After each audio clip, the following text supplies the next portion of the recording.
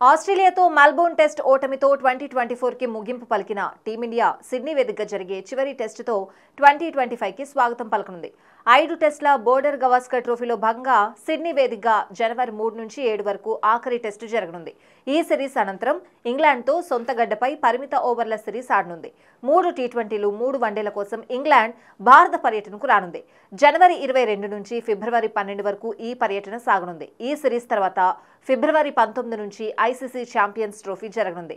ఇందులో దుబాయ్ వేదికగా భారత్ మ్యాచ్లు జరగనున్నాయి. అలాగే మార్చి 14 నుంచి మే 25 వరకు ఐపీఎల్ 2025 సీజన్ జరుగుతుంది. ఐపీఎల్ అనంతరం వరల్డ్ టెస్ట్ ఛాంపియన్షిప్ ఫైనల్ జరగనుంది. ఒకవేళ భారత్ క్వాలిఫై అయితే ఈ మ్యాచ్ ఆడనుంది, లేదంటే లేదు. ఆ తర్వాత జూన్ 20 నుంచి ఆగస్టు 4 వరకు ఇంగ్లాండ్ గడ్డపై 5 టెస్టుల సిరీస్లో తలపడనుంది టీమిండియా. ఈ సిరీస్తోనే వరల్డ్ టెస్ట్ ఛాంపియన్షిప్ 2025 నుంచి 27 సైకిల్ ప్రారంభం కానుంది.